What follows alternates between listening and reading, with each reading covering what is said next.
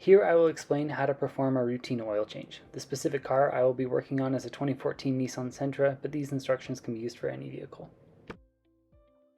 For this video, I will be using OW20 oil with a 6607 oil filter as specified for this vehicle in the owner's manual.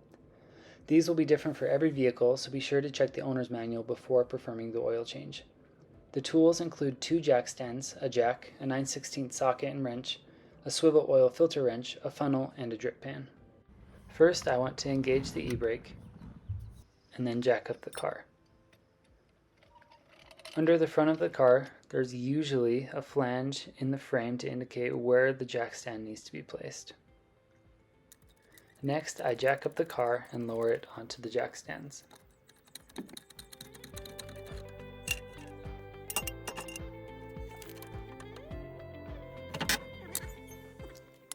I like to lay down cardboard to avoid making a mess. Then I open the hood and remove the oil cap. This allows the oil to drain more freely when I remove the drain plug. The drain plug is found on the bottom of the car as shown, and next to it is the oil filter. The oil filter is usually next to the drain plug, but not always. Placing the drip pan, remove the drain plug to allow the oil to drain. In this video, I'm using a 9/16 socket and wrench.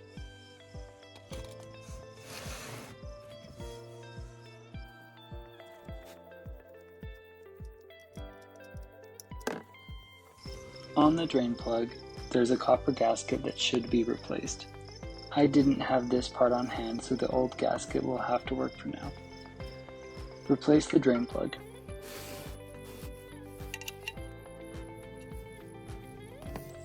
Next, use the swivel oil filter wrench to loosen the oil filter. Once loosened, it should be easy to remove by hand.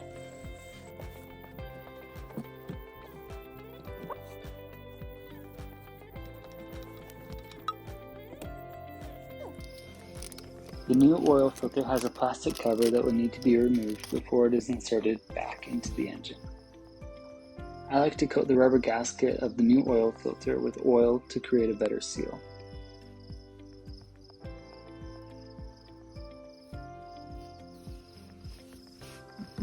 Fasten the oil filter back into the engine and tighten it by hand as much as possible. It's not usually necessary to use the swivel oil filter wrench to tighten the oil filter. Place the funnel where the oil cap was and pour the new oil into the engine.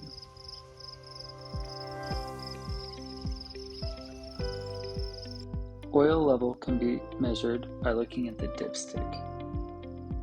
For this vehicle, there are 2 holes in the dipstick and the oil level should be between them.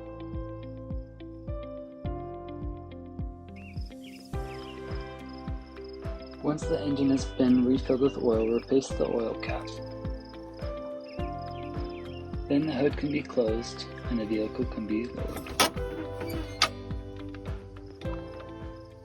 When performing your own oil change, be aware of the dangers associated with working on a vehicle. The engine and engine oil can be hot, so be careful not to burn yourself. I like to wear gloves just in case.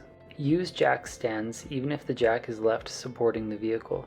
This is to make sure the car doesn't fall halfway through, which could seriously injure or kill anyone working underneath.